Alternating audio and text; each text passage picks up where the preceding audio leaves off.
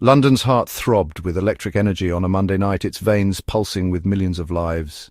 The city was unstoppable, every light, every sound, a beat in its relentless rhythm. Buses crawled through neon-lit streets, theatres spilled out crowds, and the city glimmered like a jewel against the night. Laughter echoed. People hurried home, others lingered in the golden glow of shop fronts and street lamps. Then, without warning, everything changed. In a single, breathless instant, the world as we knew it was ripped away. No explosion, no sirens, just a silent, invisible wave sweeping across the nation. One by one, lights blinked out, London holding its breath in the dark. The city's brilliance vanished, landmarks dissolved into shadow, only the cold moon and distant stars remained, silent witnesses to the chaos below. Screens flickered and died, engines sputtered to silence, every phone, every device, dead. The digital world, gone in a heartbeat. The silence was suffocating. Confused shouts echoed, alarms wailed and faded, swallowed by the darkness. Faces glowed in the last gasp of headlights. People jabbed at dead phones, desperate to reach loved ones, but the networks had vanished. Was it a blackout? No. This was deeper, absolute. The city's very soul had been snuffed out. The hum of civilization was ripped away, replaced by a chilling, unnatural void.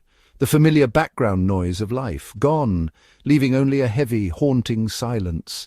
Families stumbled through pitch-black homes, radios hissed with static, the world had been switched off. Confusion twisted into fear. This was no ordinary power cut. Underground trains froze in their tracks, thousands trapped in black tunnels, clinging to each other, waiting for answers that never came. Hospitals plunged into darkness, life support machines fell silent, medical staff raced against time, fighting to save lives with no power. On the roads, chaos erupted, cars collided, drivers helpless, horns blared, then faded as engines died and panic took over. The web holding society together, shattered in an instant, every system, every comfort, every certainty, gone. The UK was hurled into a new dark age. No one knew why. In that moment, the future was a terrifying, open question, one that demanded answers fast. It struck without warning, an invisible force, an EMP, electromagnetic pulse. No sound, no flash, no sign. Yet in a heartbeat it can unravel the very fabric of our modern world. Picture a colossal unseen shockwave born from a nuclear detonation high above, or a furious solar flare unleashed by the sun. In mere seconds it sweeps across nations, unstoppable, erasing the line between normality and chaos. It doesn't shatter windows or topple buildings. Instead, it's a silent assassin killing electronics, the heartbeat of our civilization, with a single invisible touch. Microchips, circuits, the entire grid obliterated in an instant. The technology we trust, from pocket gadgets to power stations, is reduced to useless scrap. The UK stands on a knife's edge. One vast, interconnected grid, no backup, nowhere to run. If the grid collapses, the entire nation is swallowed by darkness in a single breath. Our dependence is absolute. Water, food, money, transport, all hanging by the thinnest electronic thread. When that thread snaps, daily life doesn't just pause, it unravels fast. Cars freeze on motorways, trains halt in their tracks, phones fall silent. Emergency services vanish. In a blink, help is out of reach, and panic begins to spread. We built wonders, skyscrapers, networks, cities on a foundation as fragile as glass, never dreaming how easily it could all shatter. Protection almost none. Hardening the grid is costly, unfinished, a hope, not a reality. Our defences are more theory than shield. Even the government and military, our last line of defence, would be among the first to fall. The nation left exposed, vulnerable and alone. In the aftermath, we'd be stranded in the dark, facing a silent enemy no generation has ever known. The real question, when the lights go out, are we ready for what comes next? The first hour was absolute pandemonium. Panic didn't just sweep the city, it exploded, igniting every street and alley with raw terror and confusion. Darkness devoured the city centre, broken only by the eerie flicker of flames and the cold, indifferent moon. Landmarks vanished, replaced by shifting shadows and shattered glass. Cars jammed in endless gridlock, horns dead, doors locked tight. People stumbled blindly, tripping over debris. Streets once alive, now haunted, every corner a threat.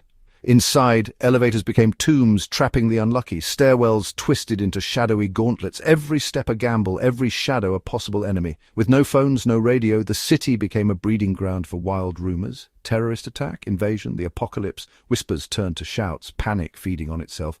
Hospitals turned into death traps, backup generators fried, doctors powerless, life-saving machines silenced. Every second, hope slipped further away. Emergency services collapsed. No vehicles, no 999, no rescue. The city's guardians stranded, forced to watch chaos unfold, helpless. Shops shattered as desperation erupted. Mobs surged, looting for water, food, batteries, anything to survive. Instinct took over and order was obliterated. Security forces buckled, police scattered, and powerless authority vanished, swallowed by the tidal wave of unrest. In just 1 hour, society's rules disintegrated. The fragile line between order and anarchy was obliterated. Chaos reigned. It was every person for themselves. Neighbors became strangers, trust dissolved, and the darkness turned everyone into a potential threat. The city's order was obliterated, replaced by primal fear and the will to survive. The descent into chaos was unstoppable, and there was no way back. As chaos erupted in the streets and fear swept through the city, the preppers moved with unwavering resolve. While others froze in panic, they became the calm in the storm, every action deliberate, every second a chance to survive. The first 30 minutes were a relentless countdown. Doors were reinforced, windows boarded up, and homes transformed into invisible fortresses, vanishing into the darkness, hidden from desperate eyes. Every movement was a silent symphony of discipline, no power tools, no wasted energy, no mistakes. The bug-in protocol began, families huddled together, hearts pounding, minds razor-sharp. Supplies were counted and recounted, water, food, medicine. The Faraday cage was opened with reverence, as if unlocking hope itself. Radios and torches were readied, lifelines to a world gone silent. The radio's static was a beacon in the void. Families gathered, united by purpose. Roles were assigned, bug-out bags packed with precision. Determination shone brighter than any torch. Fear had no place here. In a world spiraling into chaos, these families carved out islands of order and hope. Every tick of the clock was a triumph, a testament to their preparation, their courage, their refusal to surrender. As the world outside screamed in confusion and fear, preppers stood unbroken, bracing for the dawn of a new day. Their training became their shield, their unity their strength. The difference was electric, immediate, unstoppable, and utterly inspiring. By the dawn of the second day, the full magnitude of the catastrophe revealed itself in every silent street and shattered window. The true horror was no longer a distant fear. It was the air we breathed. The sun rose over a nation brought to its knees. There was no rescue, no government voice to guide us, only the cold grip of fear and the heavy silence of despair. Water was the first to vanish. Taps ran dry, rivers turned toxic, and every drop became a battle, a desperate struggle against death by thirst. The simple act of drinking was now an act of courage. Desperation erupted at every fountain. Violence broke out as crowds surged and clashed, each person fighting for a sip of hope, a moment of safety in the chaos. Then hunger struck with merciless force. Supermarkets were stripped bare in hours, supply lines shattered, and food left to rot behind locked doors. The abundance we once took for granted was gone. Families gathered around empty cupboards, rationing crumbs and counting every meal. The clock of survival ticked louder with each passing hour, but so did the determination to endure. Society began to unravel. Law and order crumbled, replaced by chaos and fear. Yet in the darkness some still clung to hope, refusing to let go of their humanity. The streets became battlegrounds, the night alive with screams, sirens, and the relentless crackle of fire. But even as the world burned, the will to survive burned brighter. Every scrap of food, every bottle of water became a treasure, fought for, protected, and sometimes shared. In the struggle, we discovered the strength to endure and the courage to stand together. The mask of civilization was torn away, revealing not just the raw fight for survival, but the unbreakable spirit that refused to be extinguished. In the darkness, we found the light within ourselves. In just 7 days, the United Kingdom was transformed beyond recognition. A land stripped bare of its comforts, its familiar rhythms replaced by a chilling, unbroken silence. The streets, once alive with laughter and light, now echoed with the footsteps of ghosts and the distant cries of the desperate. Cities became savage arenas, where ruthless gangs rose from the shadows to seize every drop of water, every crumb of food, every weapon left behind. The rule of law dissolved overnight, replaced by the law of the strong and the cunning. Barricades choked the roads, and the government, once a pillar of order, vanished like mist at dawn. The military, fractured and leaderless, scattered to the winds, leaving only chaos in their wake. Yet in the heart of this darkness, a new kind of courage began to flicker. Rescue was a distant dream, a cruel joke whispered in the night. Every man, woman, and child was forced to stand alone, clinging to hope that seemed to fade with every passing hour. But even as fear closed in, the will to survive burned brighter. Society fractured into feudal chaos, yet from the ruins new alliances formed. People banded together, forging tribes and communities, defending each other against the darkness. In unity there was strength, and in loyalty a glimmer of hope. Families scavenged with desperate determination, fighting hunger and disease that crept through the shadows. Death stalked every corner, but so did resilience, the unbreakable spirit to endure, to protect loved ones, to keep moving forward. The psychological torment was relentless. Despair gnawed at the mind, and hope itself became a dangerous, fading dream. Yet in the darkest moments, people found strength in each other, sharing stories, memories, and the promise of a better tomorrow. The ghosts of the old world haunted every survivor, memories twisted into reminders of everything lost. But these memories also became fuel, a reason to fight for what remained, to rebuild from the ashes. This new reality was merciless. Predators thrived, the weak were abandoned, and the sick left to rot. But even in the face of cruelty, acts of kindness and bravery shone like beacons, inspiring others to stand tall. The UK had shattered into desperate, warring tribes, each fighting for survival in a world swallowed by darkness. Yet, within the chaos, the seeds of a new beginning were sown. Against all odds, the human spirit endured, refusing to be extinguished. In the end, it was not just the ruthless who survived, but those who dared to hope, to unite, and to rise above the darkness.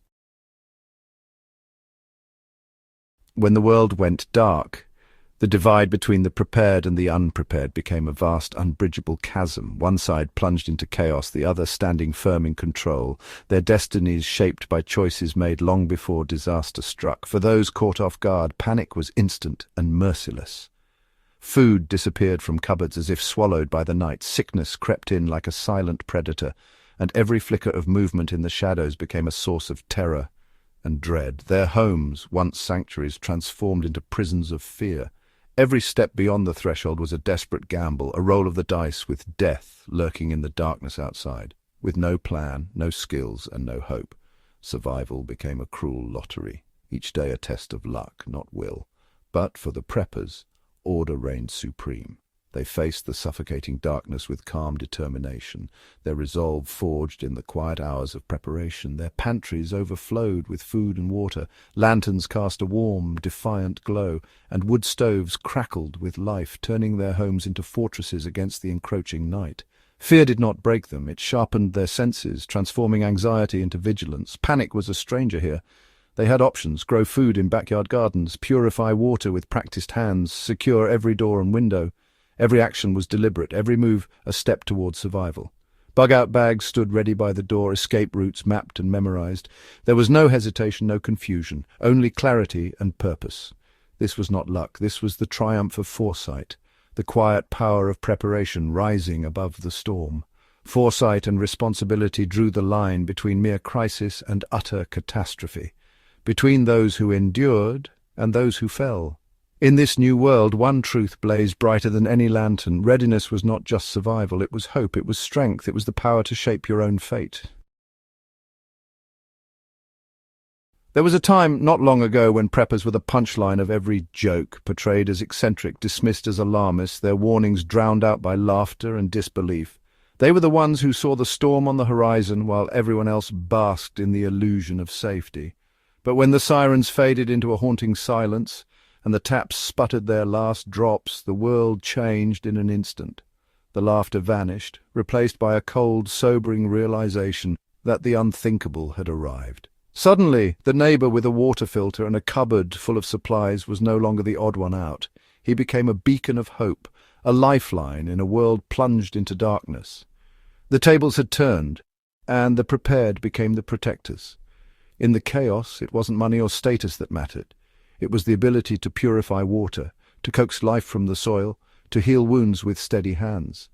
These were the new superpowers, the skills that separated hope from despair. The powerful, stripped of their comforts, lost their grip on control. And those once overlooked, the quiet, the cautious, the prepared, rose to lead. Preppers became the guides through the storm, the steady hands steering others toward survival. The truth struck with the force of a tidal wave. Readiness isn't just a precaution, it's the very foundation of survival. It's the line between panic and purpose, between fear and hope. The world can be transformed in a single heartbeat. Disaster doesn't knock, it crashes through the door, rewriting the rules of existence in a flash. In that moment, only those who prepared could stand tall. Preparation isn't about living in fear. It's an act of love, a promise to protect those who matter most. It's not paranoia. It's the courage to face the unknown, the responsibility to shield your family from the storm. The prepper isn't waiting for the end. They are forging a path through uncertainty, ready to meet whatever tomorrow brings. They are the spark that refuses to be extinguished, the light that guides others through the darkness. When the world is turned upside down, only one thing matters: the courage to prepare, the will to endure, and the unbreakable spirit to survive. In the darkest hour, it is the prepared who become the heroes. This isn't just a story, it's a wake-up call echoing through every quiet street and every lit window. Imagine the unimaginable and realize it could happen here, to us, at any moment. The darkness isn't just a metaphor, it's a reality waiting at the edge of our comfort. Don't wait for disaster to knock on your door, unannounced and unforgiving. Take action before the world you know is changed in a heartbeat. The future belongs to those who prepare for it. Right now the lights blaze, the shelves overflow, and life hums with normality. This is your golden window, your chance to act while the world still turns as it should. Don't let it slip away. Preparation isn't panic, it's power. It's the quiet strength that begins with a single determined decision to be ready, not sorry, to stand tall when others falter. Build your lifeline. Water, the essence of survival. Food to sustain you, first aid to heal, radio to connect, torch to light your way through the unknown. These are not just supplies. They are the tools that tip the balance between hope and despair. Rally your family, forge a plan together, know your meeting spot, your safe haven. Teach each other first aid. Pass on the knowledge that could save a life. Learn to wield tools to grow your own food from the earth. These are the ancient skills that build true resilience, the roots that anchor you when the storm comes. In a crisis, your true wealth is not in possessions, but in your knowledge, your skills, and your willingness to lift others up. Community is your fortress. Together you are unbreakable. Ignore the doubters. Let them scoff and sneer, while you rise above, leading by example, forging a path through uncertainty. Preparedness is your superpower, your shield against the unknown, your beacon in the darkness. Wear it with pride. The world is more fragile than it seems. The time for complacency is over. The cracks are already showing. Will you be ready when they widen? Start today. Be the difference. Stand as a guardian for your loved ones, a beacon for your community. Your survival and your legacy are in your hands. The darkness may come, but you will be the light that endures.